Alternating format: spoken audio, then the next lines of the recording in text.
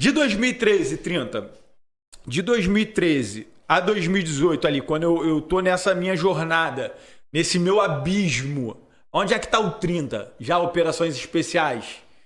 O 30 tá entrando num outro abismo. Ver como é que é interessante, né? O 30 tá entrando num outro abismo. Por quê? Assim que eu saí operações especiais, isso aqui eu tô dizendo a título de experiência, né? Para muitos aí que estão entrando na polícia hoje, né? Quando tu fala de mindset, né? Eu penso que é mudança de comportamento, mudança de mentalidade. E essa questão do pensamento ecológico para a ação e para a função que você exerce, isso é real. Por quê?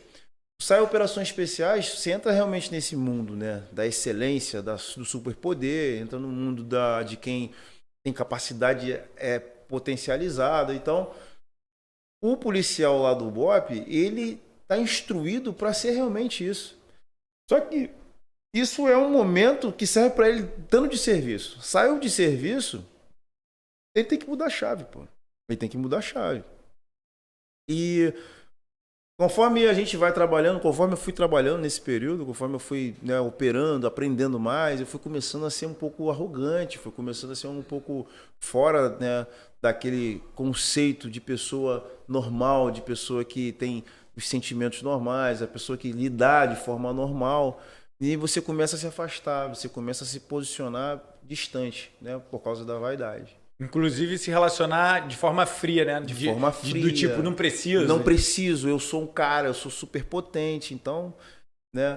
Não é isso que é pregado lá no BOP. Mas Não. você, por receber toda essa carga de informação, de conhecimento, você começa a se enaltecer. Então, eu fui começando a me afastar. E até porque, só abrindo um parênteses, o que a gente mais aprende é que você não é nada sozinho. Tanto é que no curso você não anda sozinho. Exatamente. E qualquer operações especiais, por melhor que ele seja, ele sabe que ele não entra em nenhuma favela sozinho. Exatamente. Ele precisa da equipe. O que a gente demora a perceber quando a gente passa pelo BOP, e eu passei, é que a gente tem nossa patrulha na vida, que é a nossa família, nossos amigos, outras pessoas que, quando a gente não tá no BOP, faz parte da nossa patrulha. Só que a gente para de olhar para essa galera. Para de olhar. Não sei se você passou por isso. Não, é o que eu tô falando. Eu comecei a parar de olhar para essa galera e essa galera eu tenho que marcar que era a minha família, inclusive.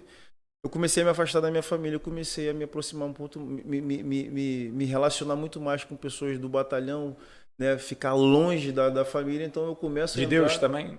De longe de Deus, né? Eu começo a ficar um cara frio. E aí vai 2013, 2014, 2015 as coisas começam a ficar difíceis. 2015, né, por ação de Deus, né? Lógico que foi Deus. Nada, não caiu uma folha sequer de uma árvore sem que Deus não queira, né? Nesse período, eu saí da segurança que eu fazia, eu trabalhava para um líder religioso aí muito renomado. Então eu pedi para sair. Saí do BOP em 2015, no final de 2015. E, pô, minha vida se torna ali meu irmão,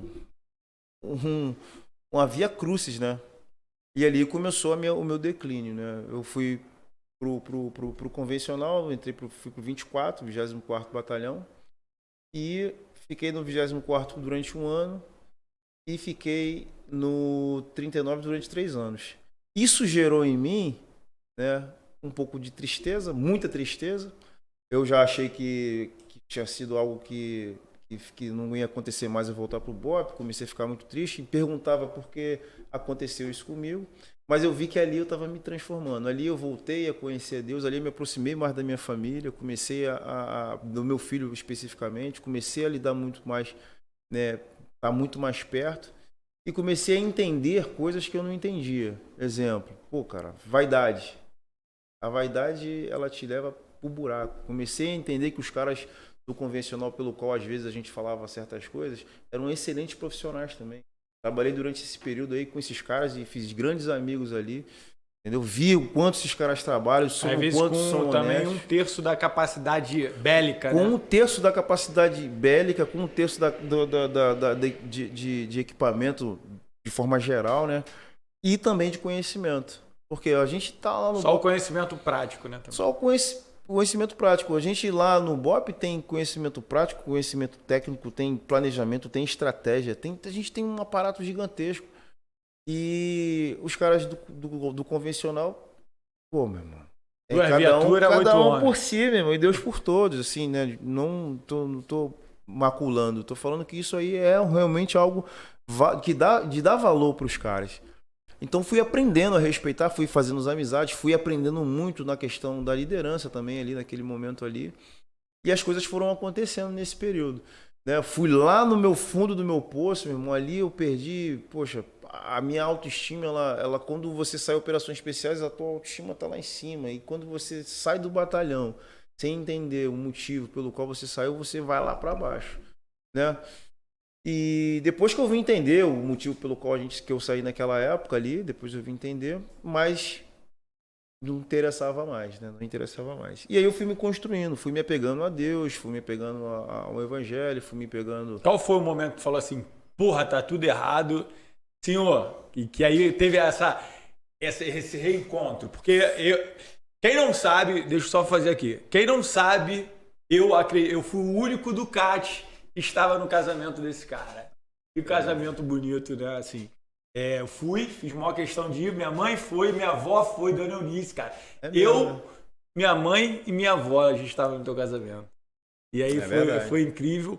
E você era um cara muito próximo de Deus, já desde sempre, mas qual foi esse momento aí que... O momento foi o ápice de tudo, foi o afastamento, né, cara? Da família, coisa que você...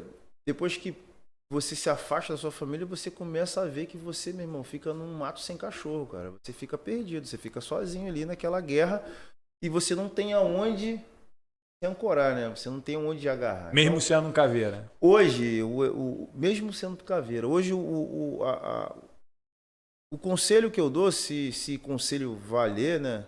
O conselho que eu dou é o seguinte, se tiver que priorizar alguma coisa, priorize primeiro Deus, depois a família. E coloca as demais coisas em terceiro, quarto, quinto lugar. Porque é na hora da dificuldade que você vai se agarrar, meu irmão, nesses primeiros dois pilares, Deus e família.